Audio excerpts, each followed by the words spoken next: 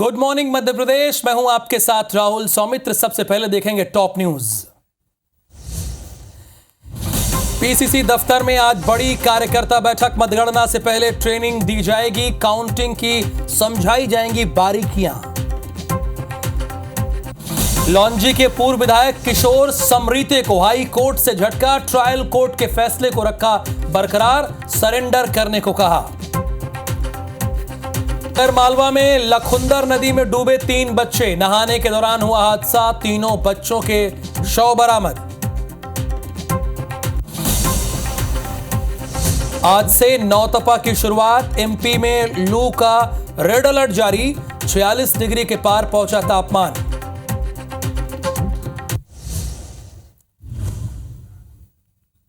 प्रायोजक हैं राजयोग पेंट। खुशियां आपकी, रंग हमारे।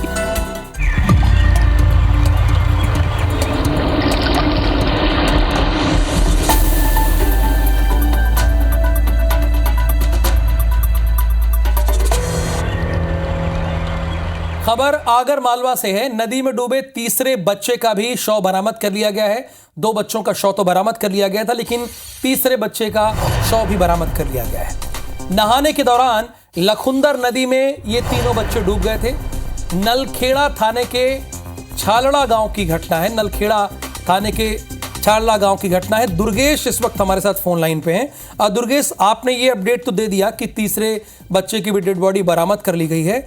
अभी एक बात मुझे पता चली है आपके थ्रू कि उनके परिजन भी उनके साथ थे, तो ये हादसा हुआ कैसे, जरा बताइए हमारे दर्शकों को आप। देखिए, दरअसल कल छाड़ा गांव में एक बुजुर्ग व्यक्ति की मौत हो गई थी। ठीक है। मौत होने के बाद अंतिम संस्कार के उपरांत जब महिलाएं नदी पे नहाने गई तो महिलाएं नहाकर आ गई। महिलाओं के पीछे पीछे तीनों बच्चे भी नदी पे चले गए थे। और महिलाओं का ध्यान नहीं रहा और बच्चे नदी में खेलते रहे पानी के किनारे बैठ के, और ये गहरे पानी में उतर गए। जब महिलाएं घर आ चुकी थी और देखा कि बच्चे नहीं आए, तब जाके सर्च करा वहां तो ग्रामीणों को कुछ कपड़े दिखाई दिए नदी किनारे। ग्रामीण गोताखोरों ने जब निकाले तो 2 बच्चों के शव तो निकाल लिए, लेकिन तीसरी एक जो बालिका थी उसका शव खोजने नहीं हुई। रात को रेस्क्यू चलाया गया। एडिशनल एसपी सहित अन्य वरिष्ठ अधिकारी मौके पर पहुंचे। पूरी रात रेस्क्यू चला। रेस्क्यू में कोई सफलता नहीं मिली। सुबह 5 बजे बच्ची का शव नदी में तैरता हुआ मिला। अच्छा, ये इन बच्चों की उम्र क्या थी तीनों की?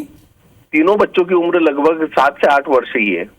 अब 7-8 साल के बच्चों को छोड़कर तो माँ बाप को नहीं जाना चाहिए। फिलहाल बहुत शुक्रिया, आपने पूरी बात बताई, धन्यवाद आपका। तीनों की उम्र जो थी वो 7 साल थी, जैसा कि हमारे संवाददाता ने बताया, और उनकी माता को पता ही नहीं चला कि वो नहा रहे हैं या नहीं। वो घर चली आई तब पता चला उन्हें। अगली खबर नर्मदापुरम से है। रेत खदान पर ग्रामीणों और ठेका कंपनी के बीच विवाद हुआ है।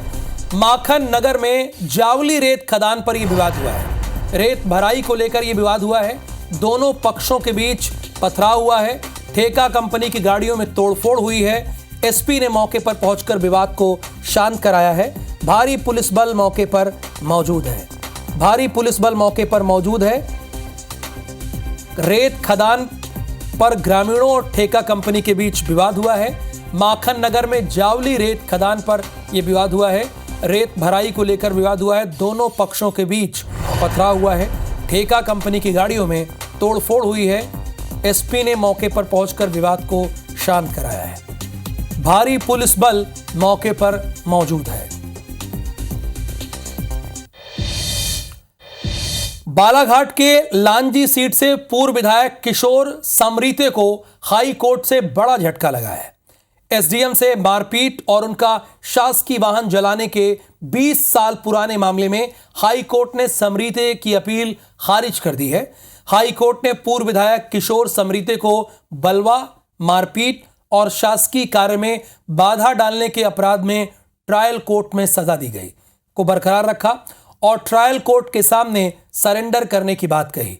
बालाघाट की ट्रायल कोर्ट ने इस अपराध में उन्हें साल 2009 में 5 साल की कैद और 10,000 रुपए के जुर्माने की सजा सुनाई थी, जिसके बाद वो जमानत पर थे। हालांकि कोर्ट ने समरीते को इसी अपराध में एट्रोसिटी एक्ट के तहत दी गई 3 साल कैद और 10,000 रुपए के जुर्माने की सजा को रद्द कर दी थी। ये पूरा मामला 2004 का है, यानी 20 साल पुराना मामला है। बालाघाट जिले के रूपझर थाना के अंतर्गत ग्राम कुंदल पहाड़ी के नीचे देव नदी के किनारे एक व्यक्ति के शव की सूचना पुलिस को मिली थी। उक्त मृतक की शिनाख्त के लिए शव के फीमर, बोन और दांत प्रिजर्व करवाए गए थे। अब नक्सलियों द्वारा जारी की जाने वाली पत्रिका में स्पेशल जोनल कमेटी मेंबर नक्सल कमांडर दामा उर्फ सुजान सिंह मरकाम के नदी में डूबने से मृत होने का लेख किया गया है। वहीं उक्त शव सुजान सिंह मरकाम के होने की पुष्टि करने के लिए दामा के परिजनों के रक्त सैंपल लेकर राज्य न्यायिक विज्ञान प्रयोगशाला सागर मध्य प्रदेश भिजवाए गए थे। यहां नक्सली कमांडर दामा के परिजनों के ब्लड सैंपल का डीएनए परीक्षण कराया गया।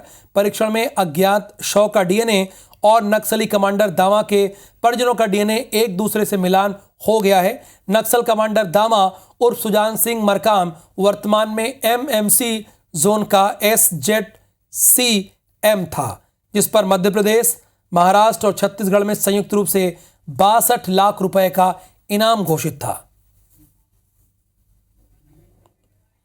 उस पर मध्य प्रदेश में कुल 63 गंभीर अपराध दर्ज हैं।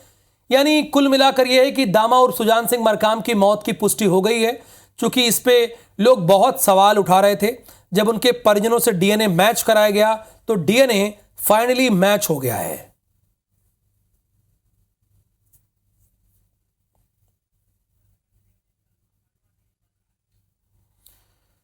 तो नक्सलियों की पत्रिका में भी ये छपा था मृत होने का लेख, उसमें जानकारी हुई थी। लेकिन अब तो क्लियर हो गया है कि दामा और सुजान सिंह मरकाम की मौत हो गई है। इस बात की पुष्टि हो गई है, डीएनए के आधार पर इस बात की पुष्टि की गई है। देव नदी के किनारे नक्सली कमांडर का शव पाया गया था और अब यह क्लियर हो गया है कि वो दामा का ही शव था। खरगोन जिले के ऊन थाना क्षेत्र के लेहाकू में एक निलंबित एएसआई यानी assistant sub inspector Digvijay Singh Chauhan की जहर पीने के बाद मौत हो गई है। मृत एएसआई चौहान मध्य प्रदेश के धार स्थित 34वीं बटालियन में तैनात था।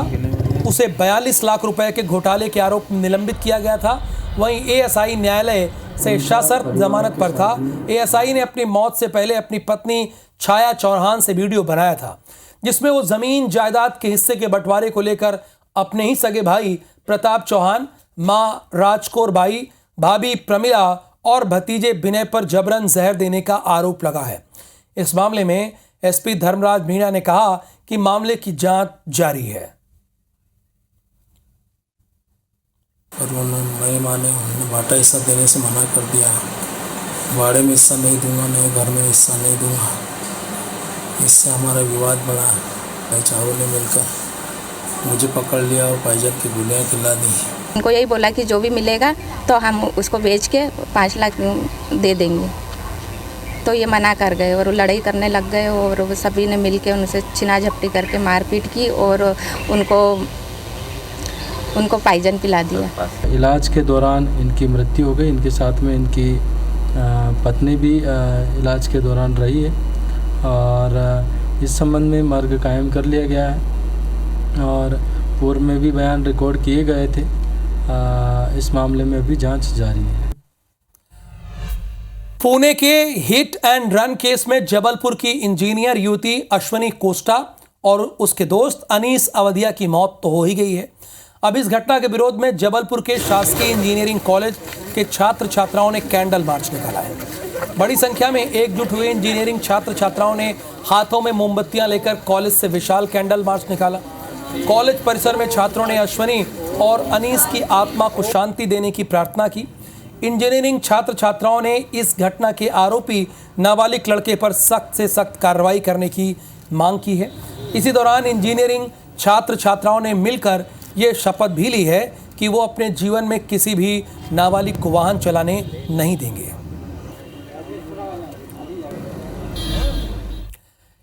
एमपीपीएससी की राज्य सेवा प्रीलिम्स परीक्षा 2023 की मेरिट लिस्ट फिर से बनाने के आदेश पर रोक लगा दी गई है।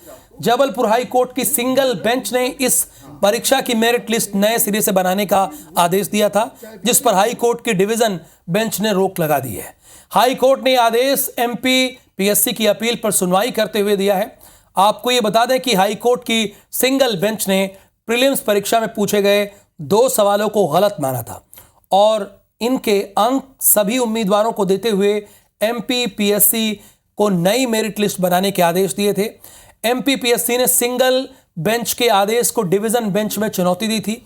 वहीं एमपीपीएससी राज्य वन सेवा मुख्य परीक्षा 30 जून को होनी है। इंटरव्यू की इस बात पे है कि वही वो जो स्टेट सिविल सर्विस एग्जामिनेशन है तो उसमें जो इंटरिम मेजर में जो बच्चों ने जो कैंडिडेट्स ने मेंस में अपीयर हुए थे तो उन 2 क्वेश्चंस के आधार पे उनकी कॉपी चेक होगी। तो इस वजह से बाकी जो एमपीपीएससी जो प्रोसीजर जो 23 जून को वन सेवा की परीक्षाएं होने वाली हैं उसमें अभी किसी भी तरीके का कोई प्रभाव नहीं पड़ रहा है। खबर भोपाल से है। मध्य प्रदेश में हीट वेव का कहर अभी भी जारी रहेगा, चूंकि आज से तो नौतपा शुरू हो रहा है। यानी जो 9 दिन है वो बहुत ही गर्म रहने वाले हैं। नौतपा के पहले खूब तपा है मध्य प्रदेश, तापमान 46 डिग्री के पार पहुंच गया है। राजगढ़ में सबसे ज्यादा 46.3 डिग्री तापमान दर्ज किया गया है और आज से तो नौतपा शुरू होने वाला है। आप लोगों को बताने की जरूरत नहीं है, यानी जो आने वाले 9 दिन हैं वो बहुत गर्म रहने वाले हैं, आप सभी जानते हैं। लेकिन हम आपसे यही अपील कर सकते हैं कि आप सभी अपना बहुत ख्याल रखिए। जब बहुत ज़रूरी काम हो तभी घर से बाहर निकलिए और पूरा प्रिकॉशन लीजिए, यानी अपने सर को पूरी तरह से ढक के रखिए, अपने चेहरे को ढक के रखिए और तभी बाहर निकलिए।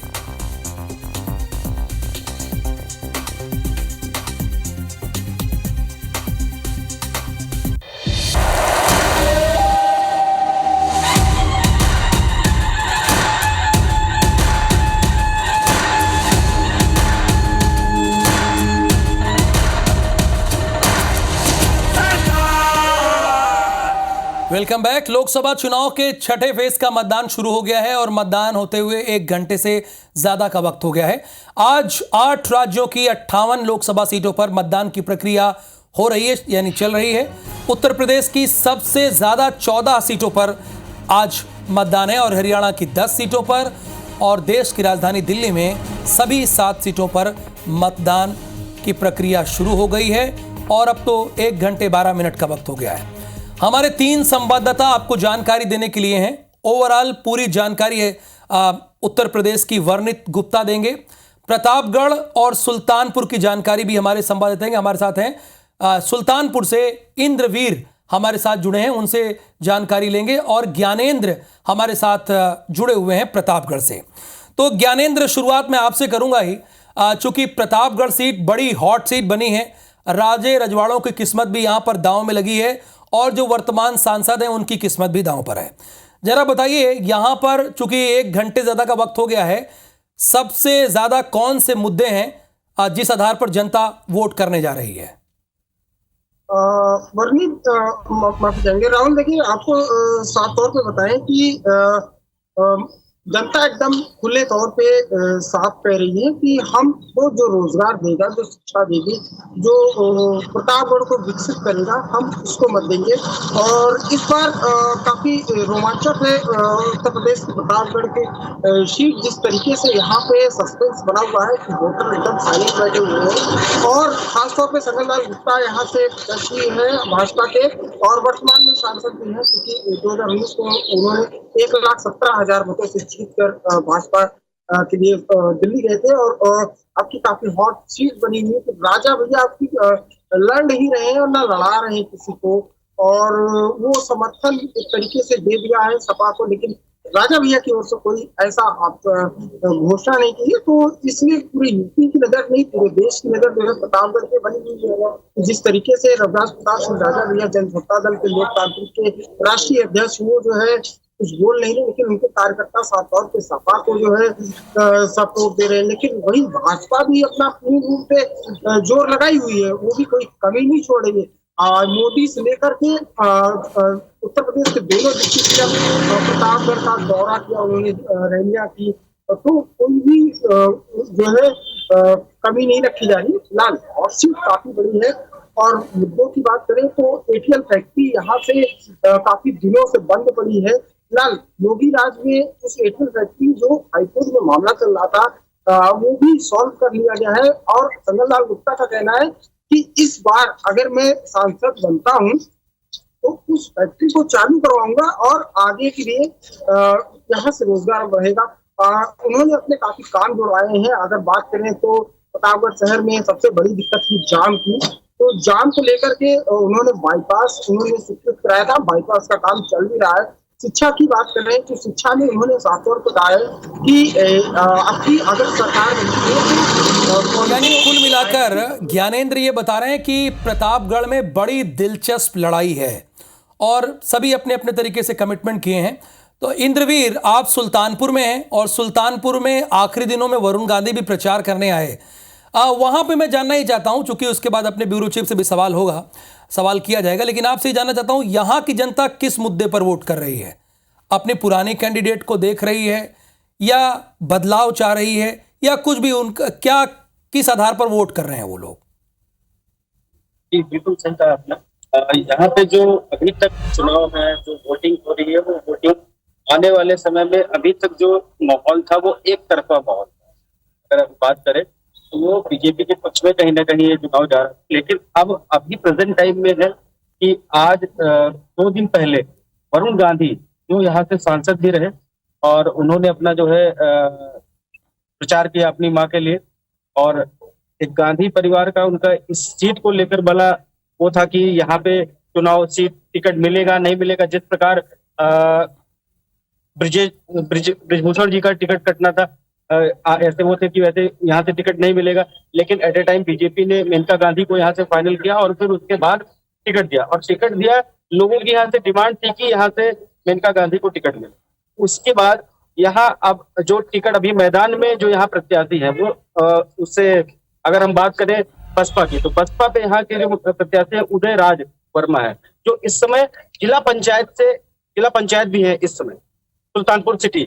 और हम जो दूसरी बात करें मेनका गांधी भाजपा से। अब तीसरा जो प्रत्याशी है राम भुवाल निषाद की परसेंटेज अगर हम बात करें तो निषाद का वोटर सुल्तानपुर में बड़ा मायने रखता है लोकसभा में। यानी ये इंद्रवीर मैं समझ रहा हूं कि जातिगत समीकरण में ये सीट फंसी हुई है। आप कुल मिला के ये कह रहे हैं। वर्णित, चूंकि आप तो पूरे उत्तर प्रदेश को देख रहे हैं, ये फेज जो है छठा फेज है, इस फेज में 2019 में सबसे ज्यादा बीजेपी को चुनौती मिली थी। यानी बसपा और समाजवादी पार्टी ने यहां पर सीटें अच्छी खासी जीती थी। तो इस बार कितनी चुनौती इन 14 लोकसभा सीटों में भारतीय जनता पार्टी के लिए और दूसरी तरफ से इंडिया गठबंधन के लिए? देखिए, पिछली बार एमवाई फैक्टर के साथ एक और फैक्टर था जो कि बीएसपी का फैक्टर था, उससे बहुत ज़्यादा मदद मिली क्योंकि इन क्षेत्रों में एमवाई फैक्टर का बहुत ज़्यादा महत्व है। साथ ही साथ जो वोट बैंक है, दलित वोट बैंक है, वो भी बहुत ज़्यादा प्रभावी रहता है। जैसे आजमगढ़ बेल्ट हो गई आपकी, इधर आपकी सुल्तानपुर बेल्ट हो गई, यहाँ पे आपको खासा प्रभाव देखने को मिलता है। इसलिए पिछली बार इम्पैक्ट था, लेकिन इस बार आप देखिए क्योंकि मामला जो है इन सीटों पे आते आते त्रिकोणीय हो गया है, क्योंकि बीएसपी के भी इसमें उम्मीदवार हैं, इसमें समाजवादी पार्टी और इंडी गठबंधन के भी उम्मीदवार हैं, भारतीय जनता पार्टी के तो उम्मीदवार हैं ही हैं। लेकिन कुछ जगहों पे माहौल जो है थोड़ा सा अलग बना हुआ है। कहीं पे जो है भारतीय जनता पार्टी के जो कैंडिडेट्स हैं उनको लेके जो है जनता में कुछ राय बनी हुई है। वही कुछ जगहों पे जो समाजवादी पार्टी इंडी गठबंधन के जो अपने कैंडिडेट्स हैं उनके ऊपर जो है राय बनी हुई। लेकिन इस बार बड़ा खास है भदोही की सीट, जहाँ पे तृणमूल कांग्रेस जो कि ममता बनर्जी की पार्टी है उनकी तरफ से जो है कैंडिडेट जो है वो उतारा गया है। ख़ास बात ये है कि इसको सपोर्ट करने के लिए खुद अखिलेश यादव जो है वहाँ पे सभाएं कर चुके हैं और इसको लेके जो है बहुत ज़्यादा क्यूरियोसिटी भी जो है लोगों में देखी जा रही है। बहरहाल जो अगर पिछली बार से कंपेयर किया जाए तो अंबेडकर नगर में सबसे ज़्यादा 61.08% जो है वोटिंग हुई थी।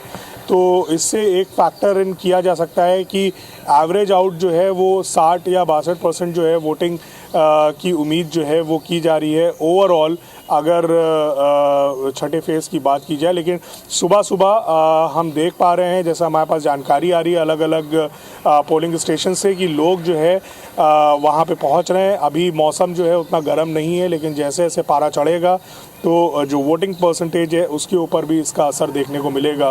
लेकिन कुल मिला के राहुल, ये पूरा चरण बहुत ज़्यादा इम्पॉर्टेंट है।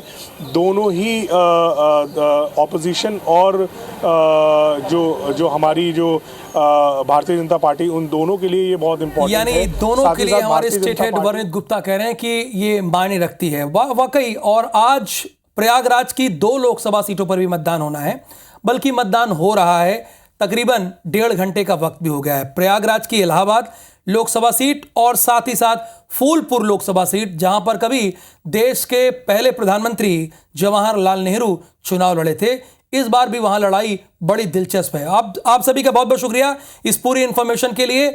और आगे यानी 6वें चरण की पूरी जानकारी हम अपने दर्शकों को देते रहेंगे, क्योंकि देखिए, भले ही मध्य प्रदेश छत्तीसगढ़ में चुनाव संपन्न हो गया है, लेकिन यह चुनाव देश का है और देश का चुनाव है तो किस राज्य में क्या क्या हो रहा है ये आपको पता होना चाहिए। और इसीलिए IBC24 अपने अलग अलग राज्यों में जाकर वहां के अपने संवाददाताओं से पूरा अपडेट ले रही है और आप तक पहुंचा रही है।